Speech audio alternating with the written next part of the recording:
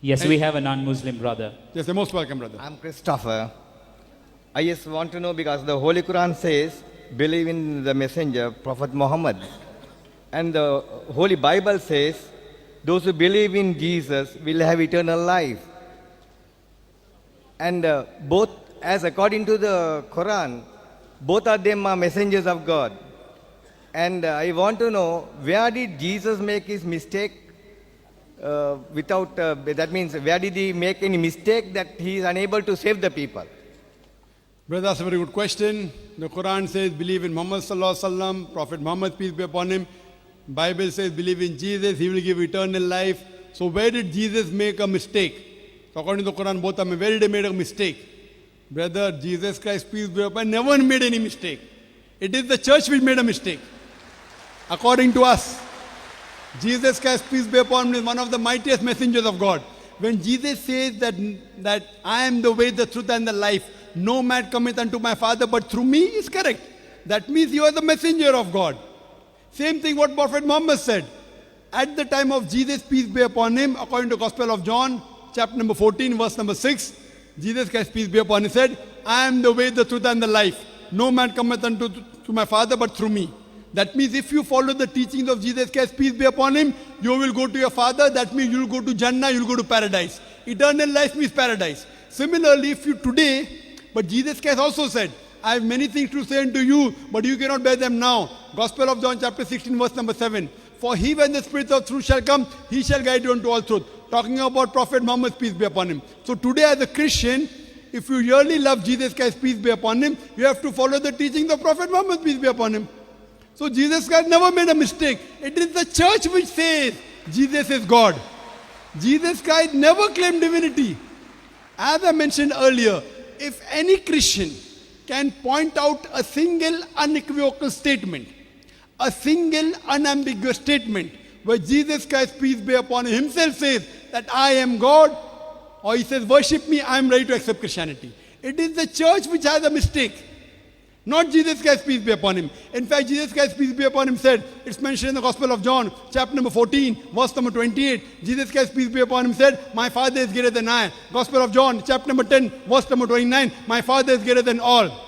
Gospel of Matthew, chapter number 12, verse number 38, I cast out devil with the Spirit of God. Gospel of Luke, chapter number 11, verse number 20, I with the finger of God cast out devil. Gospel of John, chapter number 5, verse number 30, I can of my own self do nothing. As I hear, I judge, and my judgment is just. For I seek not my will, but the will of my Father. Anyone who says, I seek not my will, but the will of Almighty God, is a Muslim. Jesus Christ, peace be upon him, was a Muslim. He never claimed divinity. And it is clearly mentioned in the book of Acts, chapter number 2, verse number 22, that ye men of Israel, listen to this. Jesus of Nazareth, a man approved of God amongst you by wonders and miracles and signs, which God did by him, and you are witness to it. A man approved of God amongst you by wonders and miracles and signs, which God did by him, and you are witness to it. So never did Jesus Christ, peace be upon him, claim divinity. And Jesus Christ, peace be upon him, was never wrong. It is the false understanding of the Bible. So I, as a believer in Jesus Christ, peace be upon him, a person who loves Jesus, peace be upon him, I say that I am more Christian than the Christians themselves. If Christian means a person who follows the teachings of Jesus Christ, peace be upon him, I am more Christian than the Christians themselves. Jesus Christ, peace be upon him, said in the Gospel of Matthew, chapter number 5, verse number 17-20, think not that I have come to destroy the law of the prophets. I have come not to destroy, but to fulfill. For until the heaven and the earth pass away, not one jot or tittle shall pass away from the law until all be fulfilled. For whosoever shall break one of the least commandments and teach men to do so shall be called least in the kingdom of heaven. And whosoever shall keep the commandments and teach the same will be called great in the kingdom of heaven. Unless the righteousness of the scribes and the Pharisees exceeds the righteousness, unless your righteousness exceeds the righteousness of the scribes and the Pharisees, in no way shall you enter the kingdom of heaven. So Jesus Christ, peace be upon him, said, you cannot break a single law or a tittle of the Old Testament. It's mentioned in the Old Testament, in the book of Leviticus, chapter number, verse number 7 and 8, that you should not have pork. In the book of Deuteronomy, chapter number 14, verse number 8, you should not have pork. It's mentioned in the book of Isaiah, chapter number 65, verse number 2 to 5, you should not have pork. The Christians have pork, but the Muslims don't have pork. It's mentioned in the book of Ephesians, chapter number 5, verse number 18, and the book of Proverbs, chapter number 20, verse number 8, that you should not be drunk with wine. We Muslims don't have alcohol, but the Christians have alcohol. Jesus Christ, peace be upon him, is mentioned in the Gospel of Luke that he was circumcised on the 8th day. The Muslims are circumcised, most of the Christians are not circumcised. So if Christian means a person who follows the teachings of Jesus Christ, peace be upon him, we Muslims are more Christian than the Christians themselves. We love Jesus Christ, we respect him, we revere him, we follow him, but we don't worship him because he was the messenger of God and was not God. Hope that answers the question, brother. So do you believe that Jesus is the messenger of God? Yes, of course. Do you believe that Prophet Muhammad is the messenger of God? I don't. You don't? Because I believe in the Bible.